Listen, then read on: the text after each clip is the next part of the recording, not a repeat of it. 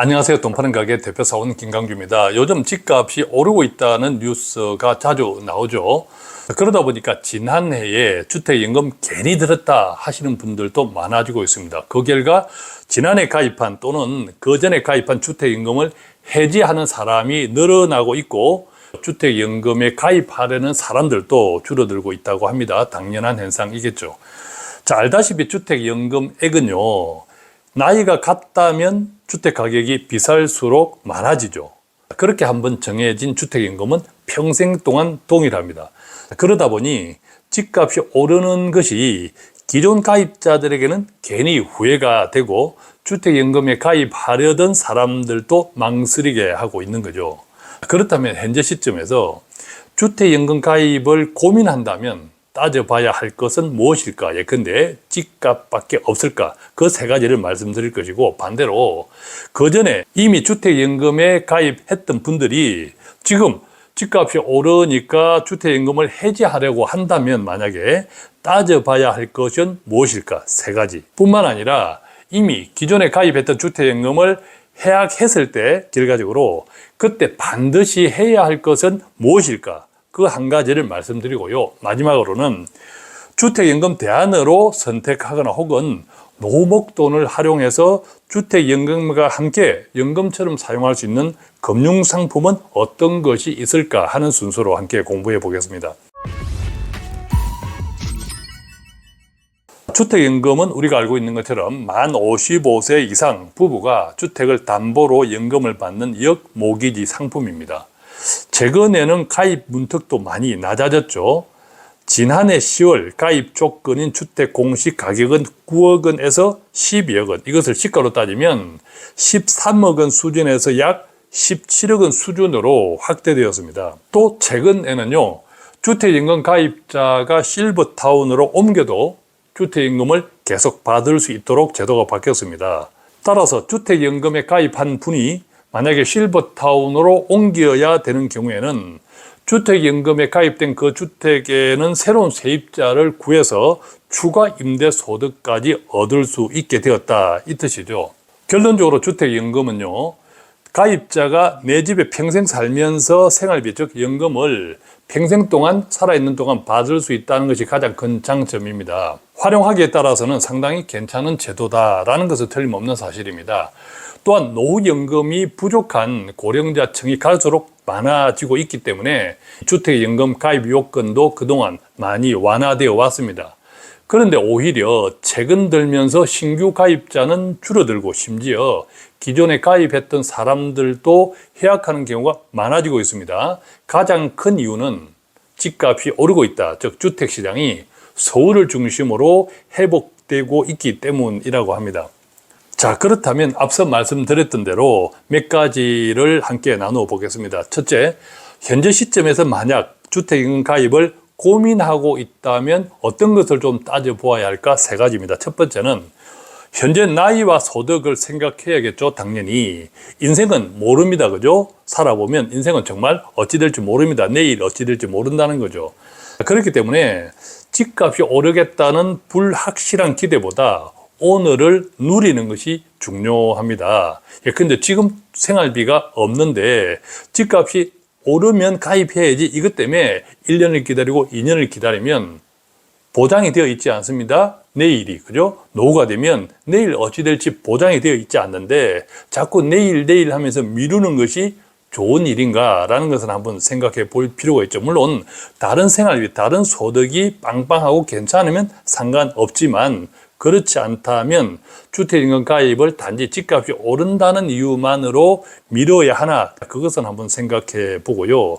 그 다음에 만약에 가입한 이후에도 집값이 확실하게 오르면 그때 가서 재검토해 볼 수도 있습니다. 예컨대 3년 내에, 가입 후 3년 내에 해지하게 되면 보증료 1.5%, 그게 부담이 크거든요. 집값 전체의 1.5%를 가입할 때 내야 하니까. 그런데 이 같은 보증료 1.5%도 만약 3년 내에 해지하면 잔여 기간 비율만큼 돌려받을 수 있습니다.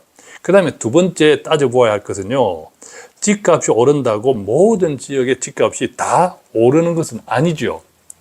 예컨대 최근에 상담한 분 가운데 지방에 거주하는 60대 중반 부부신데 지금 살고 계신 아파트가 20년이 넘었다고 합니다. 그런데 뉴스에서 자꾸 집값이 오른다고 하니 내가 살고 있는 집도 오를까 봐서 아직 주택연금 가입을 미루고 있다고 합니다. 그래서 제가 말씀드렸죠. 해당 지역이 어딘지 제가 말씀드리기는 곤란하지만 제가 말씀 들어보니까 집값이 오를 만한 지역이 아니에요. 또 지금도 오르지 않고 오히려 매매도 안 됩니다. 그래서 제가 이렇게 말씀드렸죠. 집값도 떨어지기 전에 지금이라도 얼른 적극적으로 고민해 보라고 말씀드렸습니다.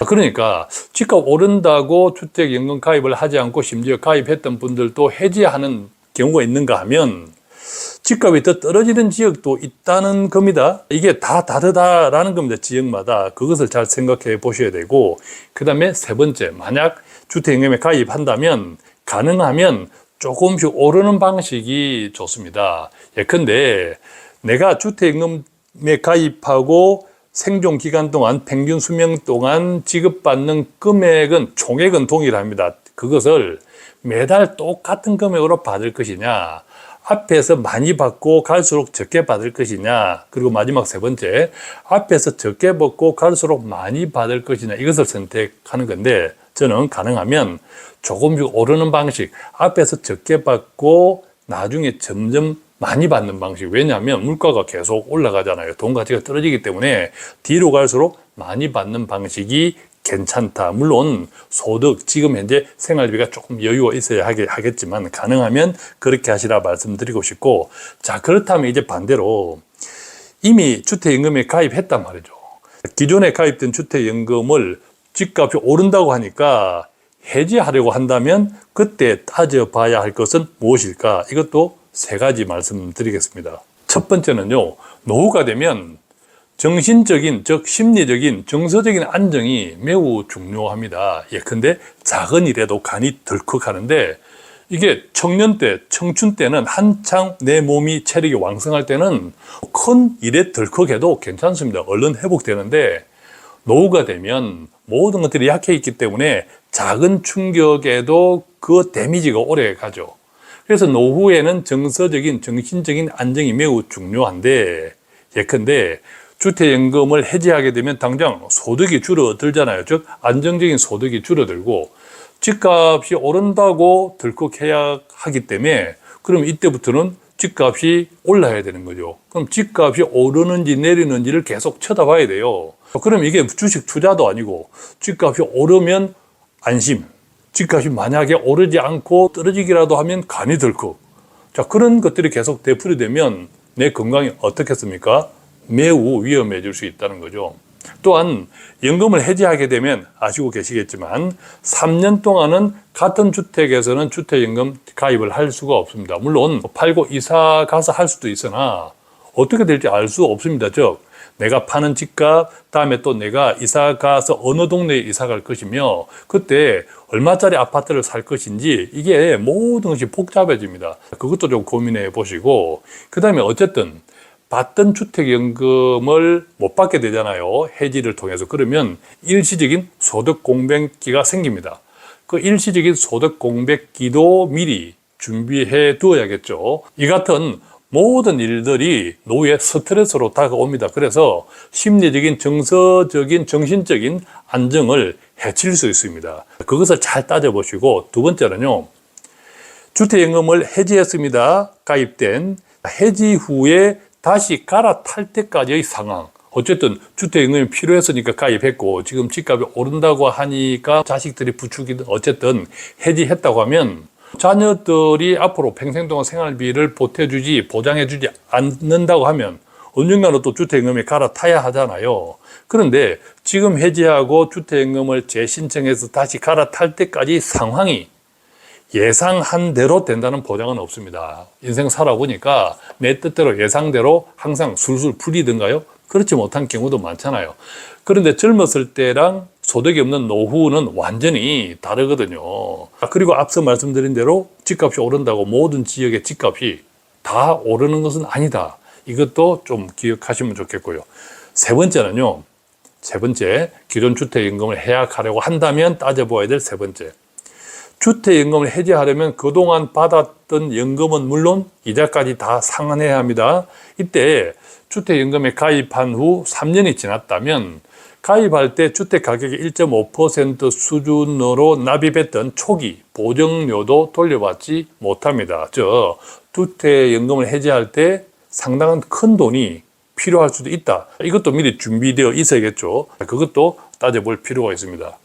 그리고 만약에 어쨌든 간에 이것저것 다 따져보았는데 주택연금을 내가 해지해야겠어 라고 해지했다면 그때 반드시 해야 할 꼭 한 가지가 있습니다. 이게 뭐냐면 그때의 노후연금 플랜 계획을 원점에서 재검토해 보아야 합니다. 어차피 주택연금을 활용한 노후연금 플랜은 일단 취소되었지 않습니까? 해약을 통해서. 그런데 이미 나이는 더 많아졌고 기력도 떨어졌고 심지어 치명적 질환이나 요양원 등에 대한 가능성도 커졌습니다. 그렇죠. 덧붙여 미래는 불확실합니다. 따라서 현재 시점에서 종합적인 노후연금 플랜을 재검토하고 점검하는 것이 무엇보다도 중요하다는 것 꼭 기억하시면 좋겠습니다.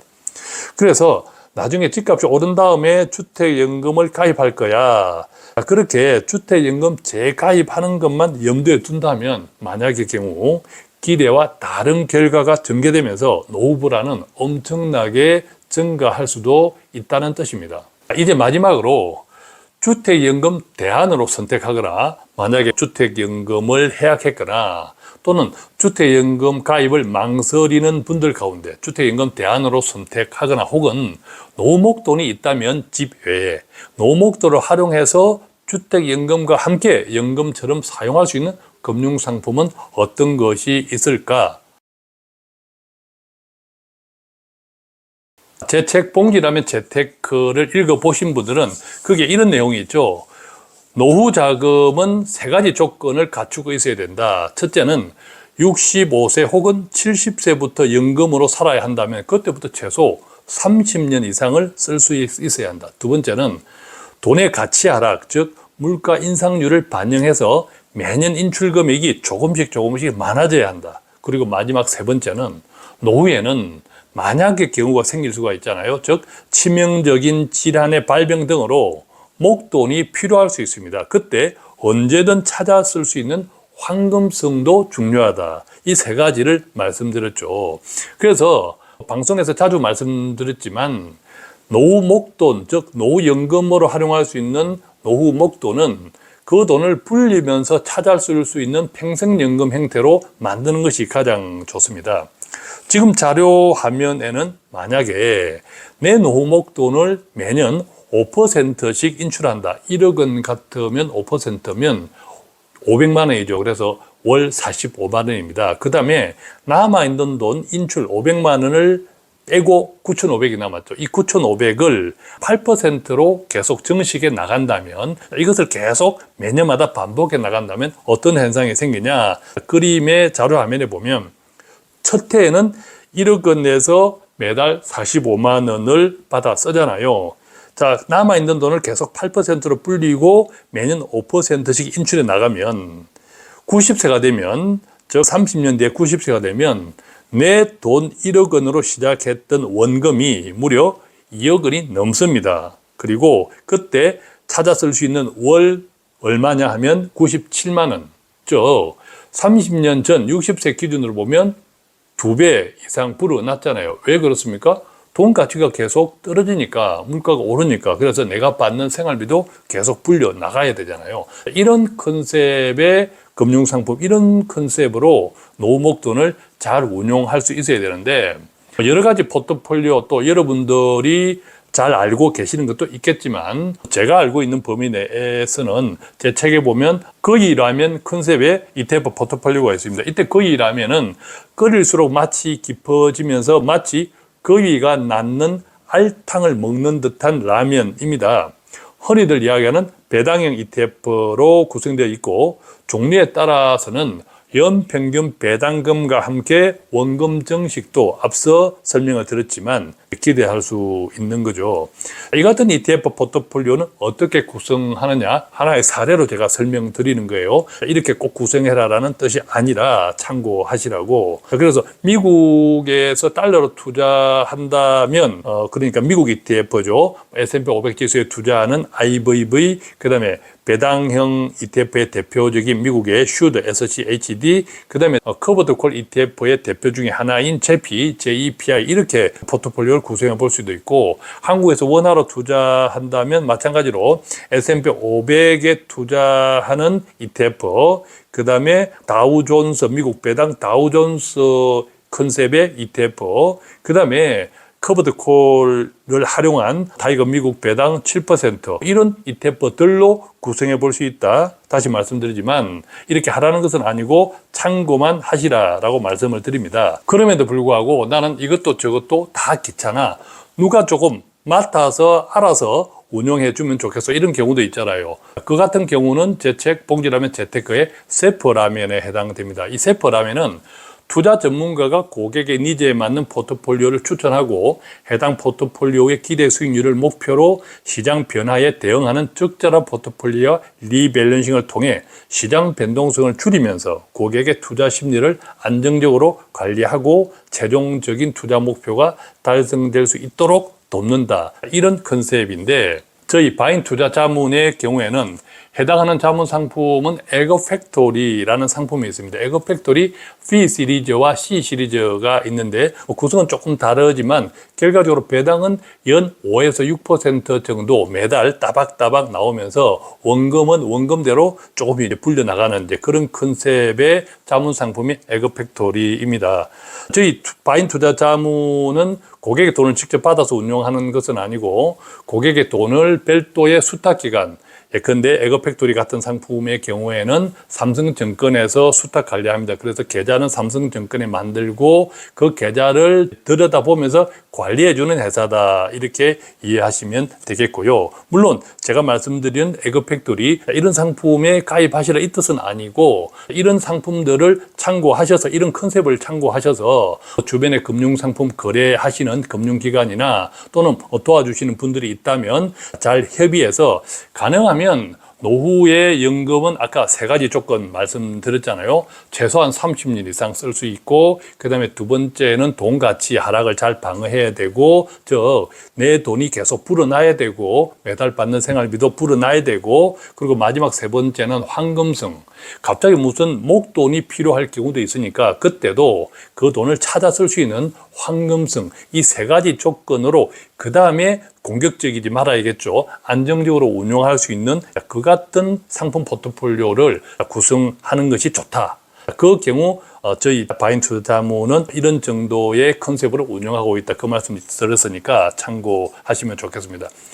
오늘은 이렇게 해서 주택연금은 우리가 노후를 살아가는데 정말 필요한 제도 가운데 하나입니다. 경우에 따라서는 어떻게 활용하느냐에 따라서 다르지만 단순하게 집값이 오르니까 가입을 망설이고 또 집값이 오른다고 하니까 기존에 가입했던 것들을 해약하고 이렇게 마치 주식처럼 샀다 팔았다, 이것은 대단히 위험할 수 있습니다. 물론 필요할 경우에는 할 수도 있지만, 그래서 몇 가지 경우를 따져서 가입할 때 세 가지, 해약할 때 세 가지, 그러면서 만약에 해약했다면 꼭 지켜야 될 것 한 가지, 그 다음에 주택연금을 대체하거나 또는 주택연금과 동시에 활용할 수 있는 금융상품에 대해서 저희 바인 투자 자문의 사례 또는 제 책의 경우의 사례를 비교하면서 말씀을 드렸는데 조금이라도 노후의 안정적인 생활을 위해서 도움이 되었으면 좋겠습니다. 고맙습니다.